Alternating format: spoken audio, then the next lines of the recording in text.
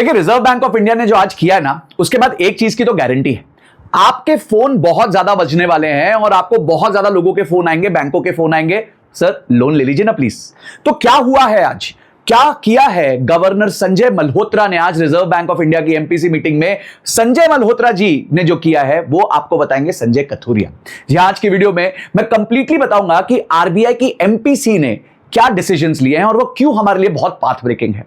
Repo rate क्या होता है, सीआरआर क्या होता है और उसका आपके जीवन पे क्या प्रभाव है, उसको समझेंगे। इस डिसीजन में मार्केट के सारे प्लेयर्स के साथ क्या होगा उसको समझने वाले हैं। कितनी लिक्विडिटी मार्केट में आ गई है जिस वजह से मार्केट को क्या बूस्ट मिलेगा उसको समझेंगे। मार्केट्स ने आज कैसे रिएक्ट करा है इस न्यूज को वो समझने की कोशिश करेंगे और एंड तक बने रहना, क्योंकि एंड में मैं आपको बताऊंगा कि वेरियस प्लेयर्स पे किस पे पॉजिटिव इंपैक्ट आने वाला है और किस पे नेगेटिव इंपैक्ट आने वाला है। ये जो वीडियो है ना आज की, वो आपके लिए एक इकोनॉमिक्स की मास्टर क्लास है, बड़ी सरल भाषा में, जो मैं हमेशा लेके आता हूं। आज मैं जल्दी से जल्दी वीडियो बना रहा हूं ताकि आपको मैं बता सकूं कि इस रेपो रेट के चेंज से आपके जीवन में बहुत बड़ा प्रभाव पड़ने वाला है। इसलिए इस वीडियो के एंड तक बने रहना, पूरा देखना। चैनल को सब्सक्राइब नहीं किया तो फटाफट सब्सक्राइब दबा के घंटी जरूर दबा देना ताकि ऐसी वीडियोस आपसे मिस ना हो। तो नमस्कार दोस्तों, मैं हूं संजय कथुरिया, सीएफए, आपका बिजनेस, फाइनेंस और पैसिव इनकम कोच और फाउंडर प्रॉफिट्स फर्स्ट लेके आया हूं एक जबरदस्त वीडियो कि क्या हुआ है आज रिजर्व बैंक ऑफ इंडिया के द्वारा। यह आर्टिकल पढ़िए टाइम्स ऑफ इंडिया का, लार्जर देन एक्सपेक्टेड सरप्राइज, मतलब लार्जर देन एक्सपेक्टेड, एक्सपेक्टेड नहीं था, इतना बड़ा सरप्राइज है। RBI cuts repo rate by 50 basis point.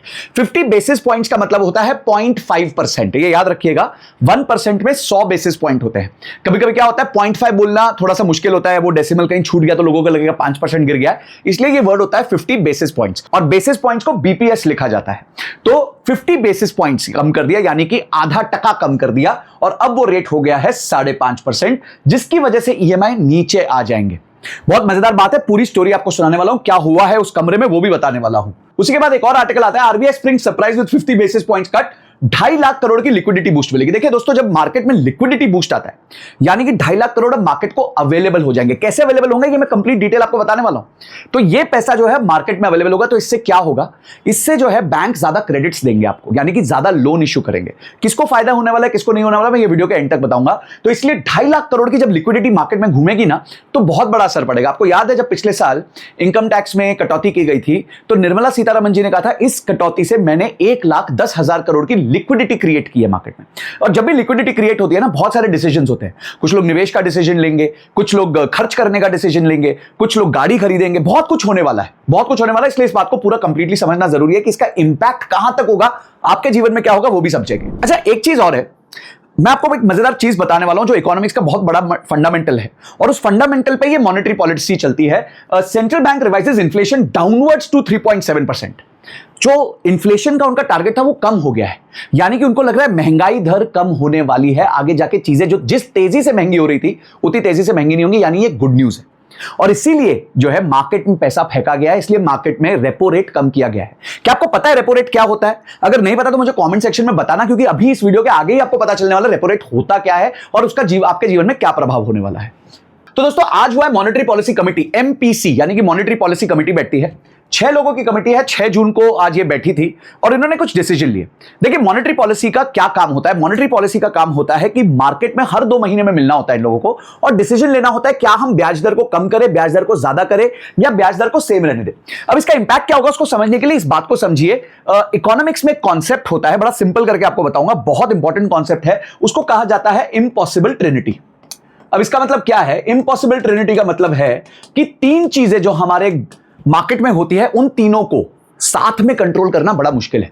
और वो 3 चीजें क्या है? अगर मैं ट्रायंगल बनाऊं तो इस ट्रायंगल का, सॉरी मेरी ड्राइंग बहुत अच्छी नहीं है, एक छोर जो है उसे हम कहते हैं इंटरेस्ट रेट। तो मार्केट में ब्याज दर क्या है? ब्याज दर ज्यादा है, ब्याज दर कम है। दूसरा है इन्फ्लेशन और तीसरा है हमारी जीडीपी की ग्रोथ। तो ये 3 चीजें जो होती हैं इसको इम्पॉसिबल ट्रिनिटी कहा जाता है, यानी इन तीनों चीजों को एक साथ मैनेज करना बहुत मुश्किल होता है।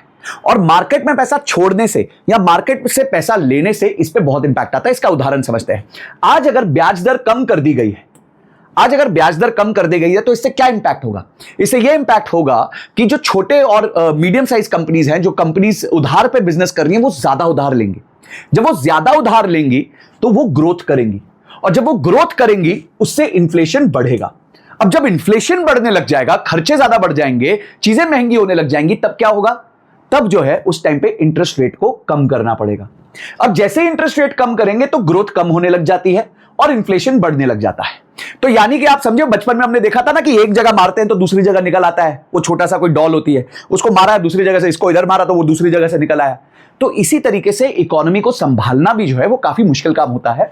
इम्पॉसिबल ट्रिनिटी, यानी तीन चीजें रिजर्व बैंक ऑफ इंडिया को मैनेज करना पड़ता है। मॉनेटरी पॉलिसी, फिस्कल पॉलिसी जो होती है वो सरकार साल में एक बार अनाउंस करती है बजट के फॉर्म में, पर मॉनेटरी पॉलिसी हर 2 महीने में अनाउंस होती है। तो अब क्या हुआ, क्योंकि जो इन्फ्लेशन रेट है वो कम हो गया, 3.7% के आसपास आ गया, तो आज संजय मल्होत्रा जी जो हमारे गवर्नर है, उनको लगा भाई ये सही टाइम है, अपन क्या करते हैं फटाफट जो है इंटरेस्ट रेट कम कर देते हैं, रेपो रेट कम करते हैं। रेपो का फुल फॉर्म होता है रीपर्चेज रेट, ठीक है। तो उन्होंने क्या किया, आज उन्होंने रेपो रेट को 6% से 5.5% कर दिया, सीधा 0.5% कर दिया। 6 लोगों की टीम में 5 लोगों ने वोटिंग के द्वारा इस डिसीजन को सपोर्ट किया। एक व्यक्ति ने बोला यार 0.5 मत करो, 0.25 करो, पर क्योंकि डेमोक्रेसी है तो 5 लोग जीत गए। 0.5% जो है इन्होंने रेपो रेट कम कर दिया। तो इससे क्या होगा, अब इंटरेस्ट रेट कम हो गया। अब इंटरेस्ट रेट कम हो गया तो ऑब्वियसली मार्केट में पैसा घूमेगा, मार्केट में पैसा घूमेगा तो मार्केट में ग्रोथ होगी, जिससे आगे जाके इन्फ्लेशन बढ़ सकता है, पर अभी कंट्रोल में है। दूसरा जो बड़ा डिसीजन लिया गया है, और ये डिसीजन का बहुत बड़ा इंपैक्ट है, मैं समझाऊंगा आपको।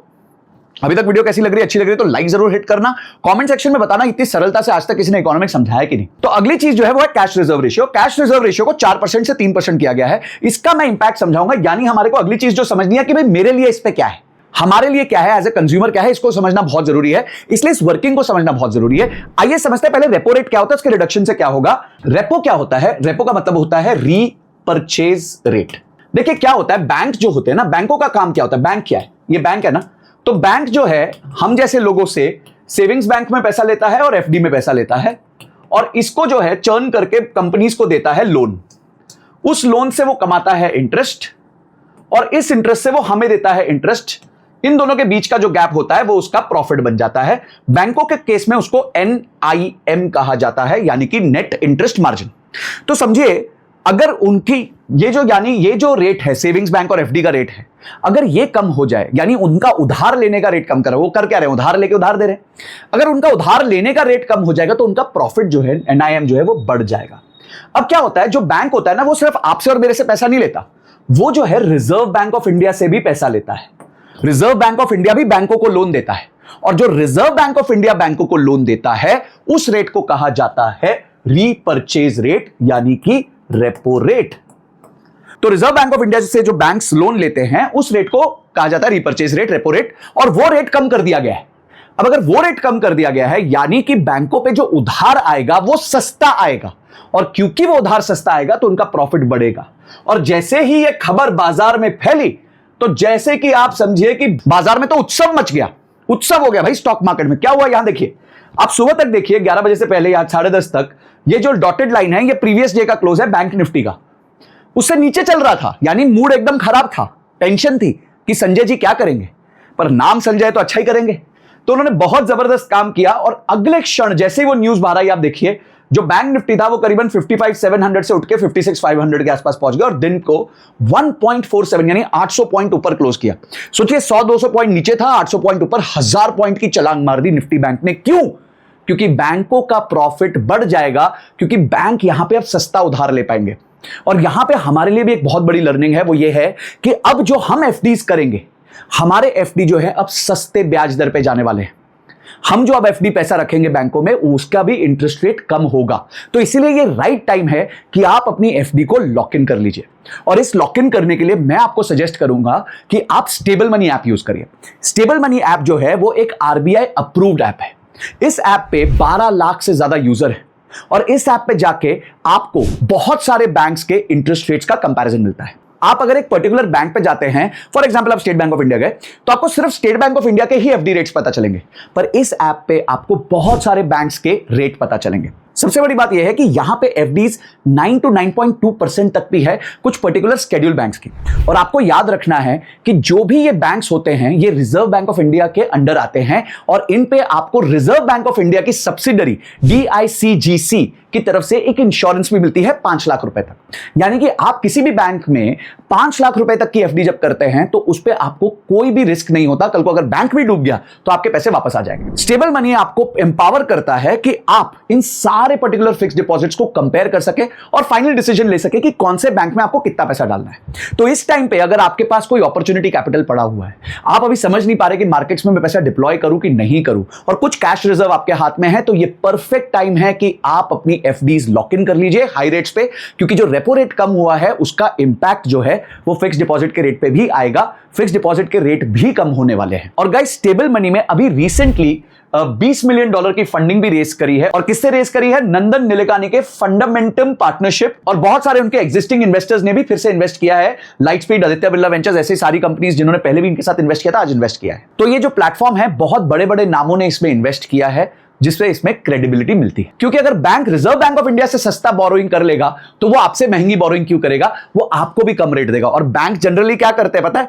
जैसे रेपो रेट कम होता है ना, तो जो वो एफडी ले रहे होते हैं वो फटाफट सस्ती कर देते हैं, पर जब वो उधार दे रहे होते हैं उसको धीरे धीरे सस्ता करते हैं। तो आपको भी क्या करना है? फटाफट स्टेबल मनी के ऐप पे जाइए और उस पे जाके जो भी आपके पास रिजर्व पड़ा है, जिसका आप डिसीजन नहीं ले पा रहे हैं, उस पर्टिकुलर पैसे को इन्वेस्ट कर दीजिए। आज लॉक इन कर दीजिए एक एफडी, क्योंकि रेपो रेट का इंपैक्ट जल्दी आ जाएगा। अब करना कैसे? तो लिंक डिस्क्रिप्शन में है और पिन कमेंट में है, उस पे जाके आप स्टेबल मनी की ऐप डाउनलोड कर सकते हैं और ये सारा काम उस पे कर सकते हैं। अच्छा, सबसे बड़ी बात यह है कि इस पर्टिकुलर ऐप पे जाके अगर आपको कोई भी बैंक में एफडी खोलनी है तो ये जरूरी नहीं है कि उस बैंक में आपका अकाउंट होना चाहिए। बिना उस बैंक में अकाउंट हुए भी आप अपने लिए एफडी खोल सकते हैं। तो करना क्या है? फटाफट लिंक डिस्क्रिप्शन में है, पिन कमेंट में है, जाइए उसको डाउनलोड कीजिए और अपने लिए लॉक इन कर लीजिए एक हाई पेइंग एफडी, क्योंकि रेपो रेट का इंपैक्ट आपके एफडी रेट्स को जरूर कम करेगा। तो गाइस, अब हमने रीपर्चेज रेट समझ लिया है। अब जो मैंने दूसरी चीज आपको बताई थी वो थी cash reserve ratio. Cash reserve ratio ये बहुत इंपॉर्टेंट चीज है, इकोनॉमिक्स का बहुत बड़ा कॉन्सेप्ट है, बैंकों के साथ यूज होता है। कैसे होता है वो मैं आपको समझाता हूं। तो जो सीआरआर था वो 4% से सीधा 3% कर दिया। अब इसका मतलब ये समझिए कि एक बैंक है, एक बैंक के पास समझिए 1 करोड़ रुपए के डिपॉजिट्स हैं, यानी कि उन्होंने हर जगह से मिला के, सेविंग्स बैंक, एफडी, बैंकों से ले लू के, आरबीआई से लेके 1 करोड़ रुपए रेज किया। अब इस 1 करोड़ रुपए में से 4 लाख रुपए यानी कि 4% उनको साइड कर देना पड़ता था।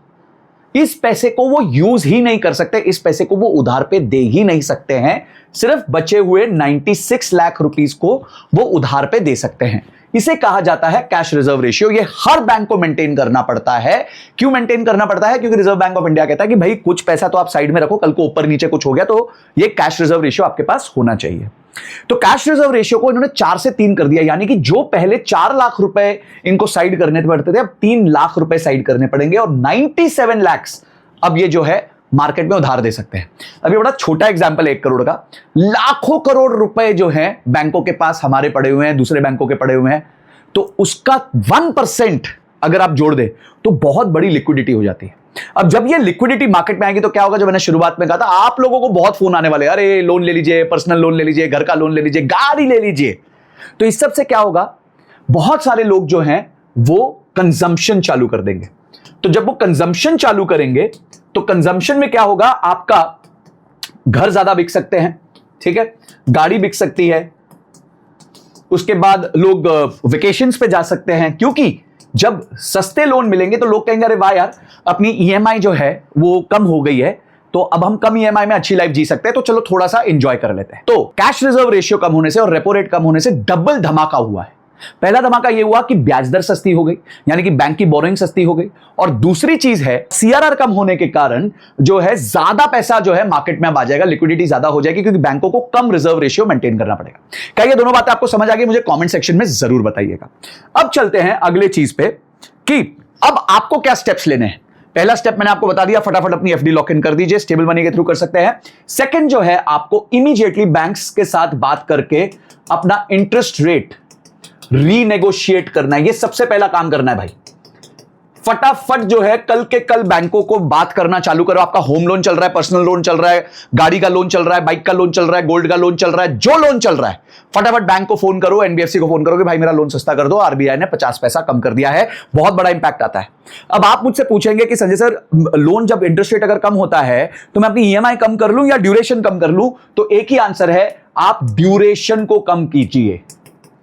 ड्यूरेशन को कम कीजिए। अगर आपका 60 मंथ्स का आउटस्टैंडिंग है लोन तो उसको 50 मंथ्स कर दीजिए। पर अगर आपके ऊपर प्रेशर आ रहा है, ईएमआई बहुत ज्यादा हो रही है, तो आप ड्यूरेशन कम मत करिए, आप ईएमआई कम कर लीजिए। अगर आपको जो आज ईएमआई दे रहे हैं उससे प्रेशर नहीं आ रहा है तो ड्यूरेशन कम कीजिए, और अगर ईएमआई पे प्रेशर आ रहा है तो ईएमआई कम कीजिए। पर कुछ तो कम कीजिए भाई, कुछ तो कम कीजिए। उसके लिए एक फोन कॉल जरूर करना पड़ेगा। कमेंट सेक्शन में लिख दो कि I will call my bank, फटाफट लिखो, मुझे समझ आ जाएगा कि आपको ये मुद्दा समझ आ गया। तो ये आपका इमीडिएट एक्शनेबल है। जो आपको करना है, क्या करना है, एफडी लॉक इन कर दी, उसके बाद आपने बैंकों से बात कर लिया और अपने लोन सस्ते कर लिए। अगर आपके ऊपर ईएमआई का प्रेशर नहीं है तो ड्यूरेशन कम कर लिया, ईएमआई का प्रेशर आ रहा है तो ईएमआई कम कर लिया। समझ आ गया। अब लास्ट में मैं आपको बताने जा रहा हूं सबसे इंपॉर्टेंट चीज, कि इन सब चीज का इंपैक्ट एक टेबल के फॉर्म में मैं आपको बताता हूं कि किस पे क्या इंपैक्ट आने वाला है, आप लोगों पे क्या इंपैक्ट आने वाला है। तो आइए, बैंकिंग सेक्टर पे ओवरऑल एक पॉजिटिव इंपैक्ट आएगा, ग्रीन टिक है। हाउसिंग पे पॉजिटिव इंपैक्ट आएगा, क्योंकि ब्याज दर सस्ती होगी तो लोन ज्यादा होंगे, लोन ज्यादा होंगे तो घर ज्यादा बिक सकते हैं।